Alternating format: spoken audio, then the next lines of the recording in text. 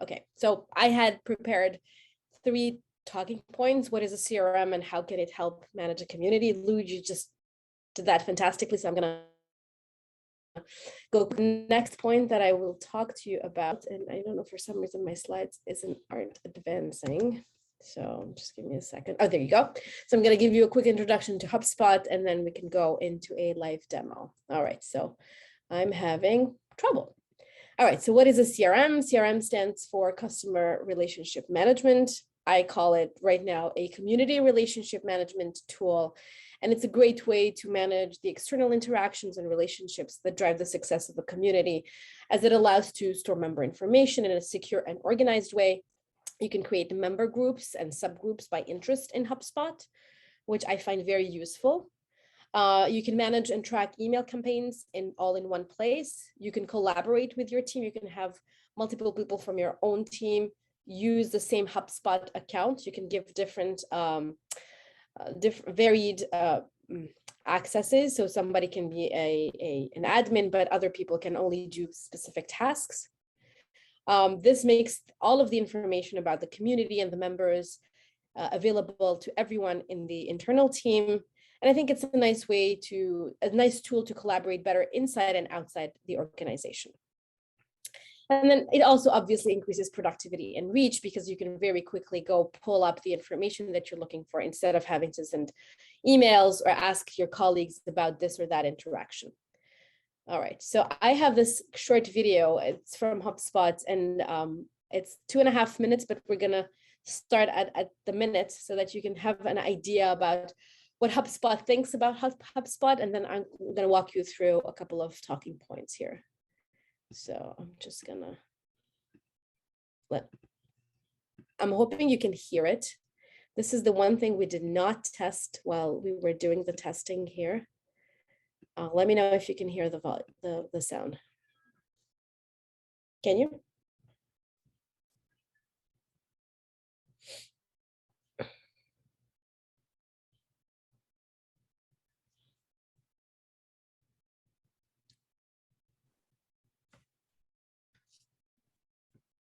Sorry, Yamina, we actually cannot hear it. Can you hear it, or you cannot hear the video? We can't hear it. That's okay. But the link is here. You can go on HubSpot website, but basically it tells you what I told you before, is that you can track and keep all the information in one place, and every person, every customer, every community member gets their own card that I will show you in a minute, where you can put in everything about that interaction that happens with them. All right, so I'm having extra trouble with my PowerPoint today. So please excuse oh my goodness. Please bear with me. Hopefully it'll, oh my God, okay. This is called trouble.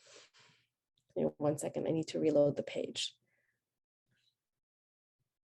But I do like HubSpot for many reasons, which will be listed on slide 3. And if it doesn't load, I'm just going to walk you through those quickly. There you go. So it has free and prepaid plans available, which I really like. So as a new community manager, as the new community, if you do not have the funds, you can use the free version. Once you're in HubSpot, you can see all the features, and some features are upgrades and others are not. The free plan includes about 22 features, which include contact management, tasks and activities. You can integrate through Gmail and Outlook. There are other app integrations, Trello, Slack, you name it. You can create tickets. For example, you want to reach out to someone, you get an email back saying, oh, they're going to be in vacation for the next 2 weeks. You can create that ticket and then follow up. You can create forms, which I will show you in a minute. You can create email templates and even schedule meetings.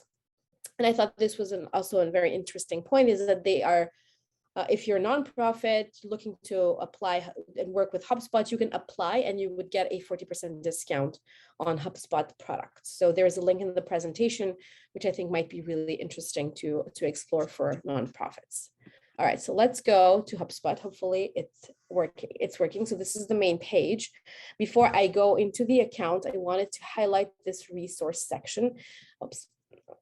They have a blog, they have ebooks, you have free courses and certifications, which is really interesting.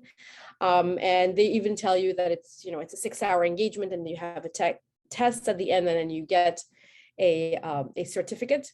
I have not gone through any of the free courses. I did explore them. They seem very interesting. And then obviously they have partnering programs, and these partnering programs are also set up for nonprofits. All right, so let's go to my account. And it's free to create an account. You do not need a credit card. Once you create the account, this is the main page. We're going to hover through these different tabs here. This is the main page where you have contacts. I left this as is on purpose. So these are the 2 example contacts that come with the account so that you can see it once you sign up. And let's go and take a look at how these contact pages look like. And so basically everything is editable, which is really nice. But here you have the name of the person. You can potentially add their picture, add their email, create an email, add their phone number, all of their information, and you can set up, for example, a meeting with them there. So you can also take notes, and here you have a historic tracking of all the emails that you sent, all the tasks, the meetings, and you can create. It's pretty easy to use.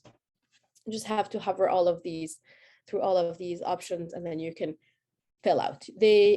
People who are active, they also end up in this area that's called list membership. So if you have different memberships, different groups, different forms that have been filled out by this user, this is sample contact Brian, then these would appear here.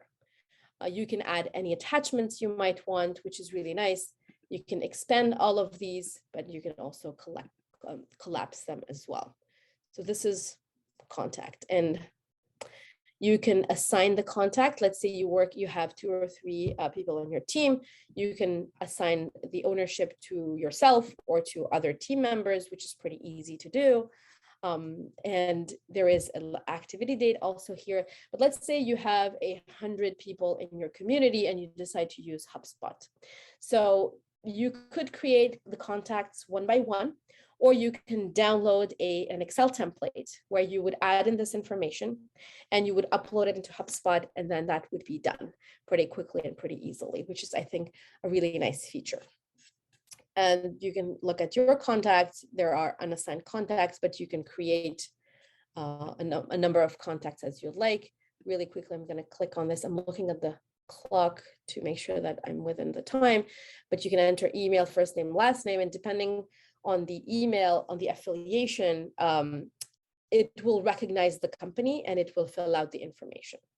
So let's say I'm going to add I'm not going to do that right now, but once everything is filled out, you just have to click on create contact or create contact and add another. This is the manual 1-by-1 way of doing this, but I would recommend using the Excel template and then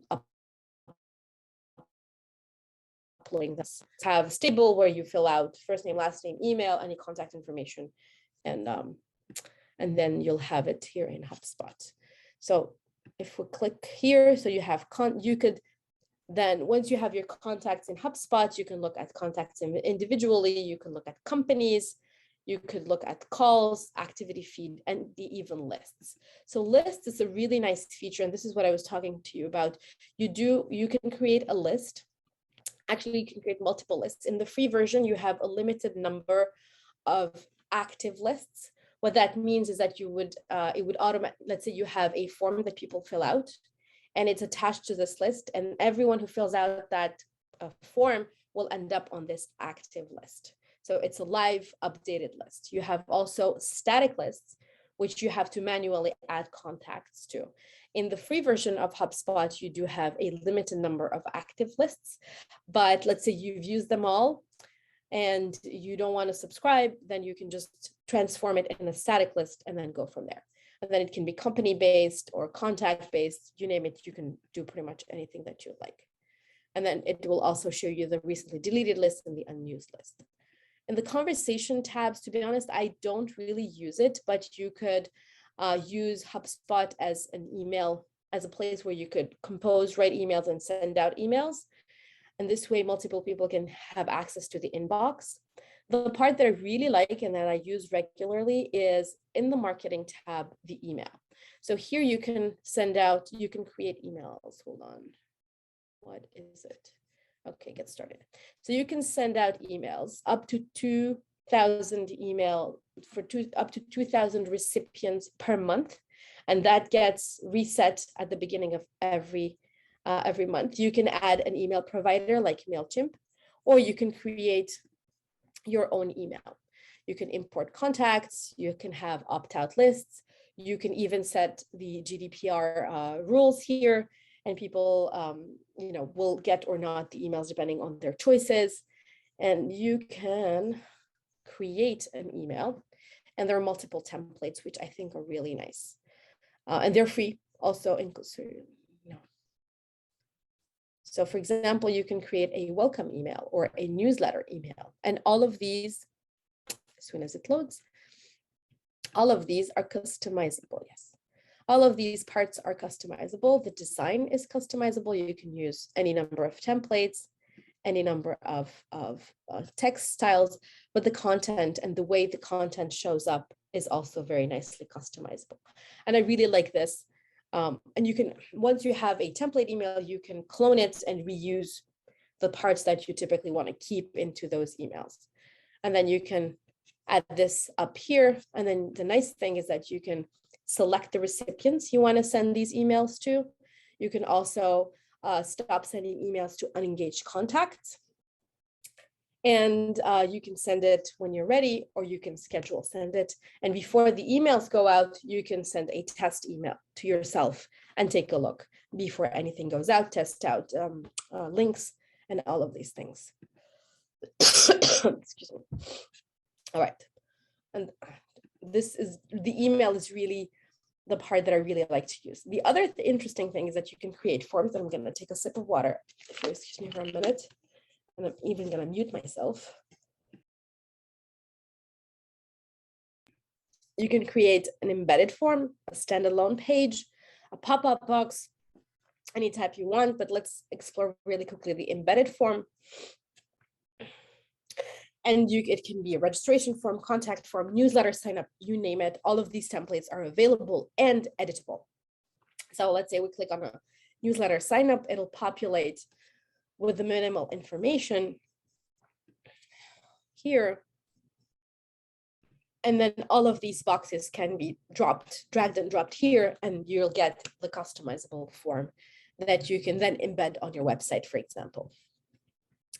I don't really use the sales part, but there is an interesting feature here, which is called the meetings, where you can actually create a link. You can link your calendar or your team's calendar to HubSpot, and then you can send out the link to any potential people you would like to talk to, and then they would pick a time to schedule a meeting with you. And you can also have a Zoom link or a Teams link attached to it, which could be really interesting. This is the ticketing service, which I have not been using, but again, you can create any incident tickets so that you can follow up on or assign it to any of your team members. And the last thing I wanted to show is that you can invite users, you can invite team members, you can also integrate apps. And I'm just going to show you here that, for example, for this account, I've integrated Slack, but there is an app marketplace where you can explore the type of apps that you can integrate here. And you can even go by category, and most of these are free, but you can select for the free ones if you want to use them. And I think that was it for me about HubSpot, but I invite you to create an account and just play around with it because it's free and you can test it out. The pricing is not for nonprofits. I don't know about that pricing, but the pricing for quote unquote regular customers is also divided by the number of users and the type of features that you're looking for. which I think can be really useful. I could think of, using Canva to design really nice images to include in your emails on your website, but also using Twitter, Instagram, even MailChimp or Facebook. And that was it.